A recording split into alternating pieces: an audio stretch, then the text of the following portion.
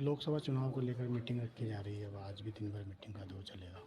जी 10 साल में भारतीय जनता पार्टी की केंद्र सरकार ने और राज्य में भी बहुत काम किए हैं। और कोटा शहर जो है वो सब देख सकते हैं कि किस प्रकार से यहाँ पर बदलाव आया है।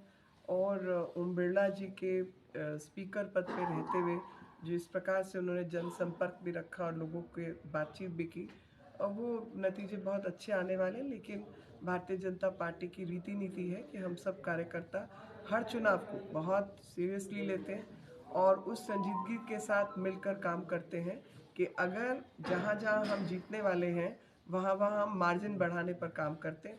और ये सीट वैसी ही है जहाँ पर हम मार्जिन बढ़ाने पर काम करेंगे। इंडिया अलायंस भी लगातार जो है, जो है ही नहीं उसकी बात क्यों करनी, है कहाँ, कौन सी अलायंस, कैसी अलायंस, कुछ नहीं है। राहुल गांधी के द्वारा न्याय यात्रा निकाली जा रही है, उनका कहना है कि जिन्होंने न्याय नहीं मिल जिंदगी पा। भर अन्याय किया वो न्याय की यात्रा ही निकालेंगे और क्या करेंगे, क्योंकि अन्याय की व्यवस्था बना के रखी है।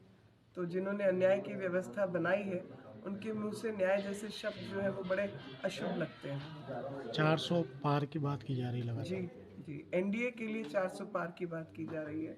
और जहाँ तक भारतीय जनता पार्टी की बात है, वहाँ पर हमारा जो टारगेट है वो 370 का है।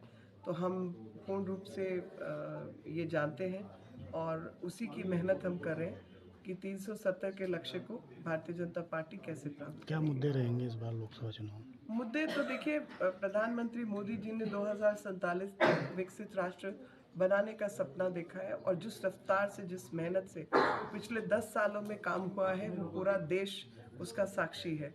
वही रफ्तार बनी रहे और चरमराती हुई 5वें नंबर की अर्थव्यवस्थाओं से हटकर हम ऊपर की सबसे बेहतरीन 5 अर्थव्यवस्थाओं में से एक बने हैं। और लक्ष्य है कि तीसरी बार में नंबर 3 की अर्थव्यवस्था बनना है और मेहनत करके अपनी पूरी शक्ति का प्रयोग करना है जनता की भलाई के लिए, देश की भलाई के लिए।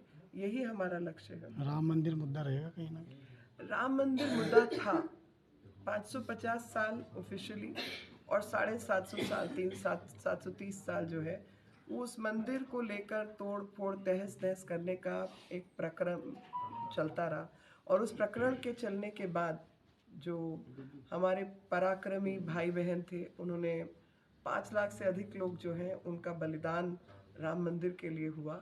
और राम भगवान ऐसे हैं जो हमारी सभ्यता संस्कृति का आधार है। और जो भगवान राम हमारी सभ्यता संस्कृति का आधार है उनके अस्तित्व पर ही लोगों ने प्रश्न चिन्ह लगाए।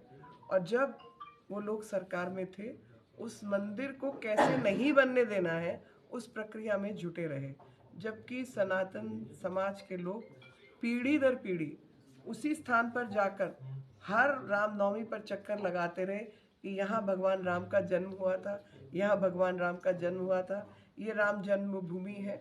यहाँ तक कि जिन लोगों ने मंदिर तोड़ा, जिन लोगों ने उस स्थान को अपवित्र किया, वो भी उसको राम जन्मभूमि कहते थे।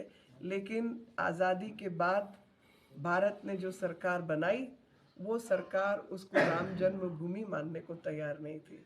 तो राजनीति तो जो होनी थी वो हो गई, हमने तो राजनीति समाप्त की और राम भगवान की प्राण प्रतिष्ठा की प्रधानमंत्री जी द्वारा कि भगवान राम का अस्तित्व भी है और भगवान राम हमारे रोम रोम में बसते हैं।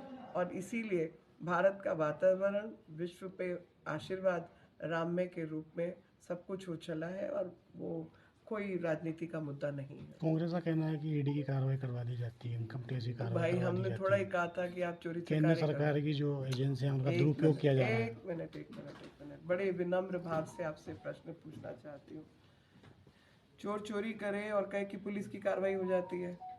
भाई ईडी की कार्रवाई वहीं होती है जहाँ खाते पकड़े जाते हैं। मैंने थोड़ा ही कहा था आप खाते खोलिए, और मैंने तो नहीं कहा था कि आप गैर नियम तरीके से देश के बाहर पैसा लेके जाइए और देश के नियम कानून का उल्लंघन कीजिए। भ्रष्टाचार आप करो, देश के बाहर पैसा आप लेके जाओ, लोगों का काम आप ना करो, फिर को ईडी की कार्रवाई भी ना हो। इसका मतलब है कि ईडी की कार्रवाई तो 70 साल में होनी चाहिए थी जो उनके समय पे नहीं हुई। उसका हिसाब और दो कि आपके रहते कार्रवाई क्यों नहीं हुई। जब चोरी चकारी चल रही थी तो कार्रवाई होनी चाहिए थी, क्यों नहीं हुई। मैं वापस आपसे प्रश्न पूछती हूँ, जो चोर चोरी करे तो पुलिस की कार्रवाई नहीं होनी चाहिए? बता दो।